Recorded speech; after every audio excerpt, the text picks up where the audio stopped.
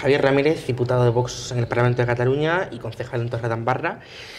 Es el portavoz de Vox en la Comisión de Trabajo y Empresa, y quería comenzar hablando de un tema que preocupa mucho sobre todo a los autónomos y pequeños empresarios, y es qué situación o qué diagnóstico haces de la actualidad de Cataluña, de los autónomos a día de hoy. Bueno, la verdad es que, en primer lugar, pues agradecer la entrevista y para hablar de un tema que creo que para mí es fundamental. En Cataluña hay en torno de unas 600.000 personas en régimen de autónomos y, por tanto, de todo tipo, ¿no? Personas que, evidentemente, abren la persiana, personas que se dedican al transporte, personas que se dedican a ámbito profesional, que estamos viendo lo siguiente. Es que, por ejemplo, de diciembre del 24 hasta ahora hemos perdido 18.000 personas. 18.000 personas que han decidido cerrar la persiana. ¿Por qué? Pues efectivamente porque en Cataluña pasa algo que no pasa en ningún otro lugar de España. Es que además de la imposición socialista que tenemos en España, aquí tenemos la imposición separatista. Y lo que hace es lo que estamos viendo todos los días. Fuga de empresas, inseguridad jurídica, una presión fiscal asfixiante, que esto lo que hace es que precisamente ese relevo generacional que se tendría que llevar a cabo y por tanto fomentar el emprendimiento y que sea algo que se pudiera valorar positivamente el hecho de poder emprender, en Cataluña es algo prácticamente imposible. Cada vez cuesta muchísimo más. ¿Y qué opinas, por ejemplo, del sistema de cotización por ingresos reales que ha aprobado el Gobierno central?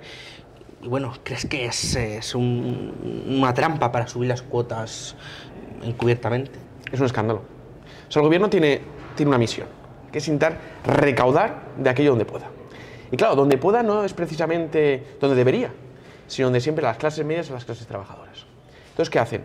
Cogen al autónomo, que son personas que aplican esa libertad laboral, esas personas que no tienen capacidad ni seguridad jurídica, esa seguridad como puede tener un funcionario o algún empleado, que tiene un sistema de protección que les aguanta. Estos se tienen que levantar a las 5 de la mañana y irse a dormir a las 12 de la noche.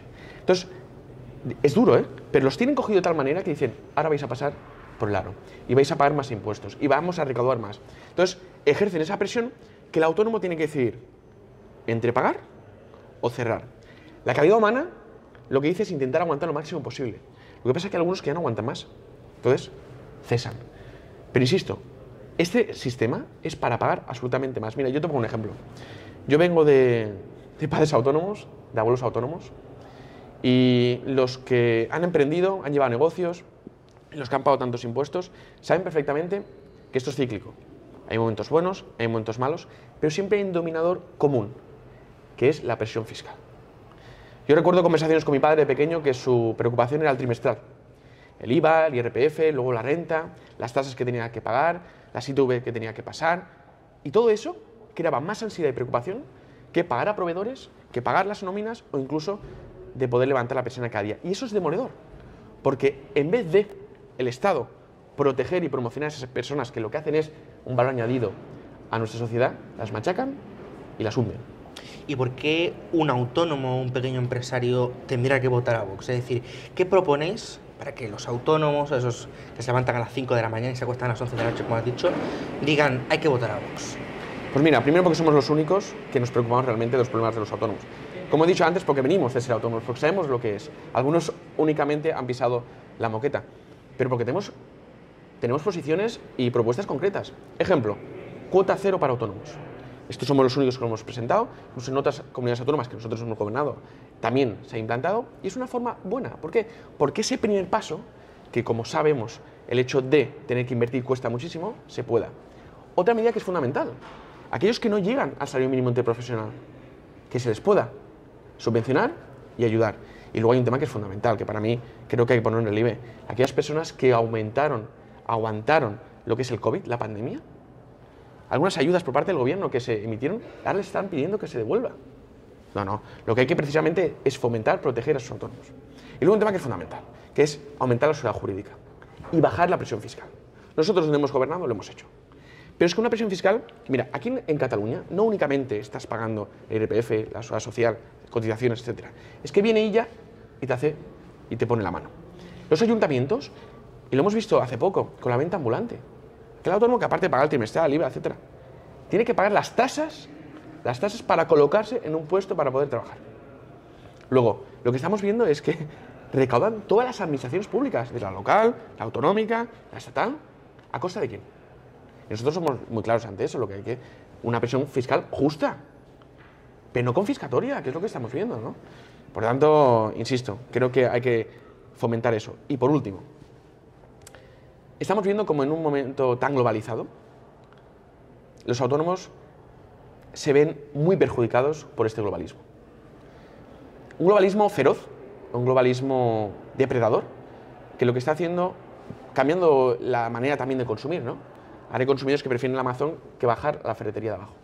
Y eso está llevando que en vez del gobierno, la Generalitat de Cataluña, ayudar a esos negocios a poder haber un relevo generacional, le sube el IBI, le sube las cotizaciones, como los autónomos, le sube el IRPF, le sube el coste de la vida.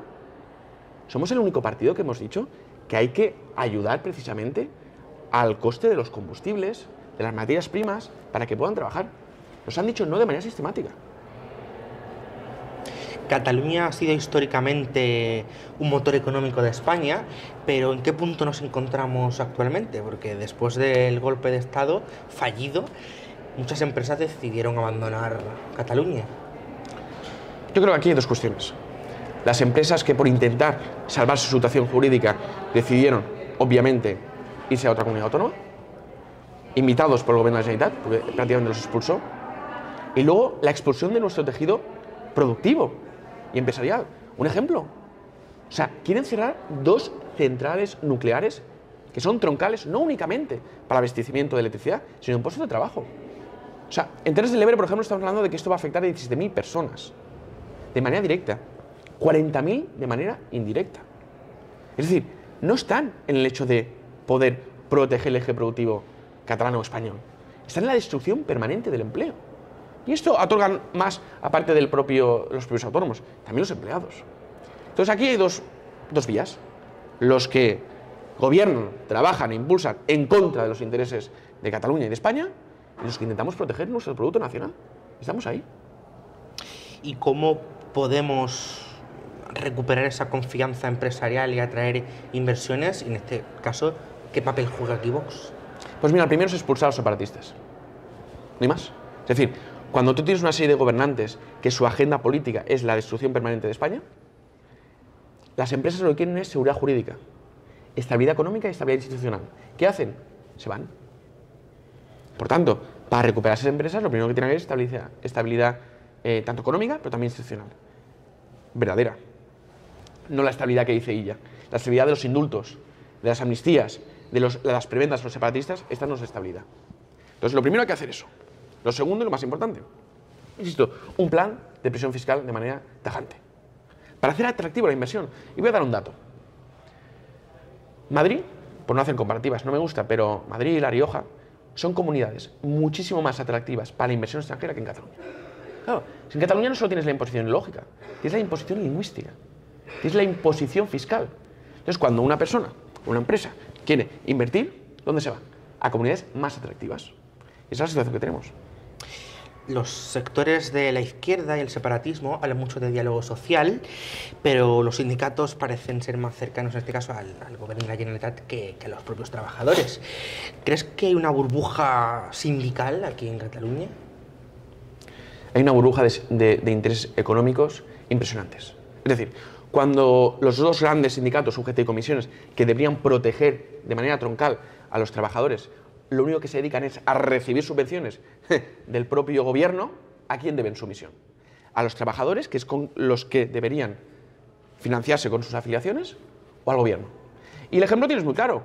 Ves a Illa con la UGT, ves a Feijóo en el Congreso de la UGT. ¿Por qué? Porque ellos lo saben. Los grandes partidos, el bipartidismo, el PSOE y el PP, saben que los sindicatos es una arma más, un brazo más de la política, una asociación más de la política. Y por eso nosotros somos tan duros con los sindicatos. No con la función sindical, sino con los sindicatos, que es muy distinto.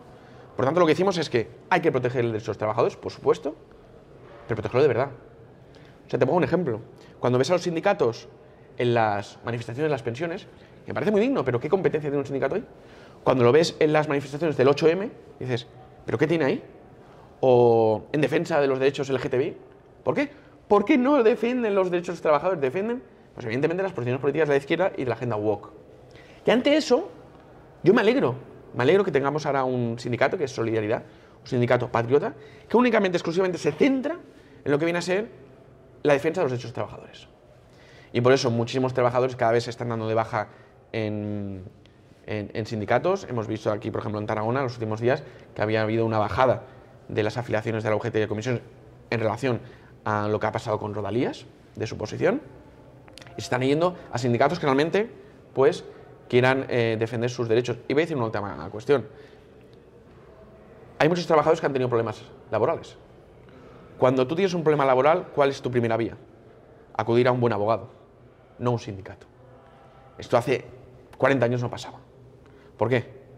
Porque el sindicalismo como tal en España, los dos sindicatos que han querido protagonizar esto, se han ido a intereses políticos y no laborales. Un informe de la Fundación BBVA y del Instituto Valenciano de Investigaciones Económicas estima que en 2022 un tercio de los emigrantes españoles menores de 35 años se marcharon de España, concretamente más de 140.000 jóvenes solo en 2022, y claro, se habla de la inmigración que se necesita para trabajar, mientras estamos perdiendo el talento español, el talento que se forma, que estudia en España y que se va a otros países por falta de oportunidades aquí. ¿Qué mensajes lanzarías desde Vox para atraer a esos jóvenes que se tienen que ir fuera de sus países, dejar a su familia aquí, a sus amigos aquí, para trabajar para otro país? El dato es demoledor. Y estamos viendo cómo expulsamos el talento.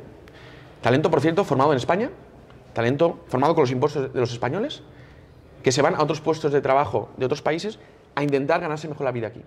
Y en cambio, importamos, como recientemente, a 500.000 inmigrantes ilegales que les hemos dado regularización y, por tanto, papeles, que evidentemente no vienen ni con la capacidad, ni con los estudios, ni con la formación que tenemos los españoles en esos puestos de trabajo.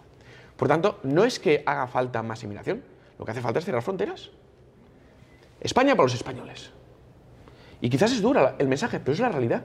Yo, mientras un español, un joven, se tiene que ir a un país de Latinoamérica o de Europa o cualquier otro país, incluso China, porque hay muchos catalanes que están yendo a China, a trabajar porque no tienen un buen trabajo remunerado en Cataluña o en España, esto hay que abordarlo de manera frontal. Entonces, bueno, aquí, ¿qué queremos? ¿La tercermundización de Cataluña y de España?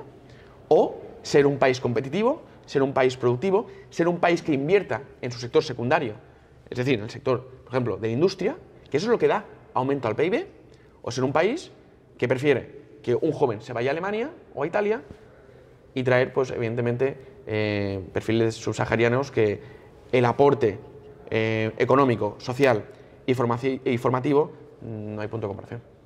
Si mañana te dieras un paseo por cualquier mercado, por cualquier calle comercial de Cataluña y te encontraras con un autónomo harto, que yo creo que son todos, el 100%, ¿qué le dirías y sobre todo por qué merece la pena seguir luchando?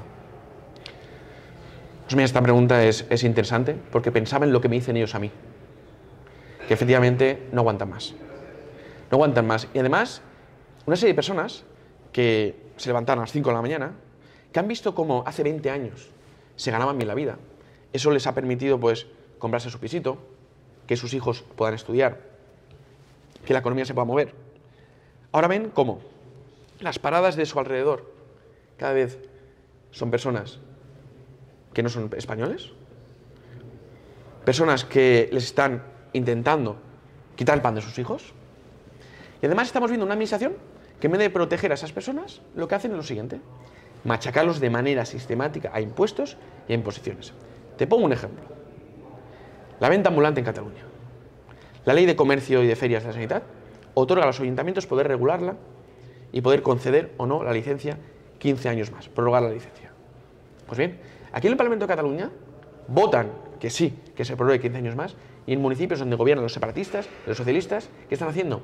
Están aprovechando el precepto de la ley para recolocarlos y para aumentar las tasas. Consecuencia, algunos de ellos incluso lo quieren eliminar. Y el otro día hablaba con unos vendedores ambulantes y me explicaban la situación. Y la lectura es la siguiente: cuando un eje comercial o productivo lo dejas, lo ocupan otros. Y al final, si no protegemos nuestros vendedores ambulantes, van a venir los inmigrantes ilegales con la manta a vender. Y estos ni pagan impuestos, venden productos falsificados, productos ilegales y no aportan absolutamente nada para la sociedad. O todo lo contrario, inseguridad y delincuencia. ¿Y la administración dónde tiene que estar? Donde estamos nosotros, Vox. Y aquí somos muy claros. Desde Vox lo hemos dicho siempre. A favor del autónomo, a favor del vendedor. Y además es un tema cultural y tradicional. Yo creo que todos recordamos, ¿no?, haber ido con nuestros padres, nuestros abuelos al mercadillo a comprar. Y es algo que debemos preservar, porque es parte de nuestra identidad. Y te pongo un ejemplo. Cuando nosotros tenemos un mercadillo semanal, eso ayuda a desestacionalizar el turismo. Porque la persona que viene a comprar no únicamente viene a comprar, viene a la farmacia, viene a la panadería, viene a la frutería de la zona. Y eso lo que hace es mover la economía. Fíjate, ¿qué economía va a mover la persona que pone ahí una manta, vende bolsos o lo que sea de manera ilegal y que no paga impuestos? Eso es un ataque frontal contra el comercio local. Pues ¿qué hacen? Fomentar eso en detrimento de nuestro producto. ¿Y qué es lo que más te preocupa del futuro inmediato de Cataluña y qué es lo que más esperanza te da? Pues mira, voy a ser muy real y muy sincero. Lo que me preocupa es que estamos procesando una sustitución poblacional. Solo hay que ver los colegios. Cómo hay más hijos de inmigrantes que de españoles. Y esto se está produciendo una asociación cultural importante.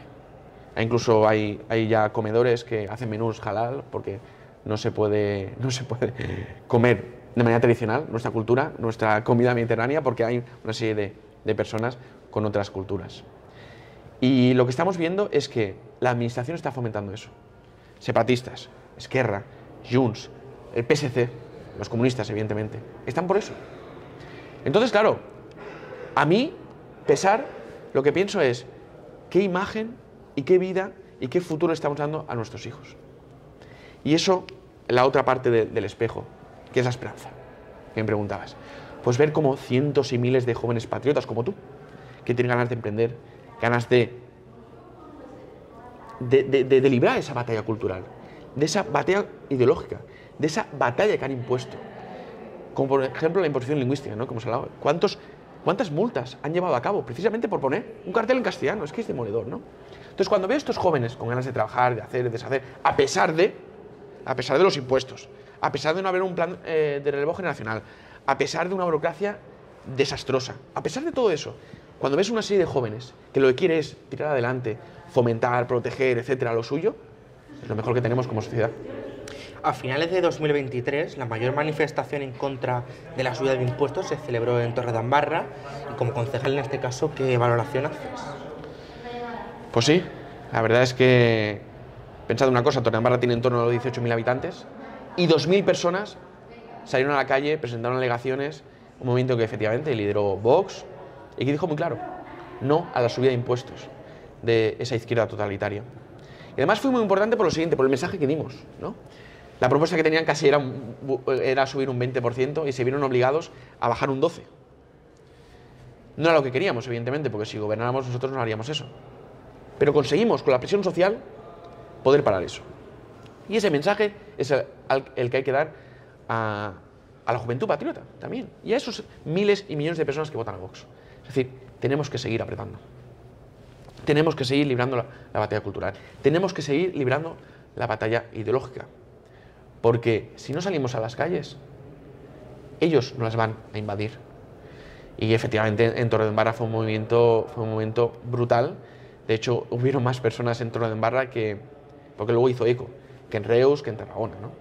Y por tanto, es complejo y me preocupa, porque en Torredembarra ha habido un proceso de islamización importante. Quiero recordar como el año pasado querían hacer un congreso islámico en Torredembarra, donde venían personas que incluso decían que una mujer, por llevar minifalda, pues, en fin, era una fornicadora o llevaba perfume. Por tanto, es algo que para mí es muy grave. ¿Por qué? Porque los que hemos crecido, hemos vivido ese proceso y los que nos sentimos nuestro municipio como nuestra tierra, lo que no queremos es que se quede en manos de terceros que lo único que quieren es destruir y arrebatárnoslo todo. Bueno, pues Javier Ramírez, muchísimas gracias por la entrevista y esperemos que la próxima sea en el Palau de la Generalitat y como conseller de trabajo. Muchas gracias.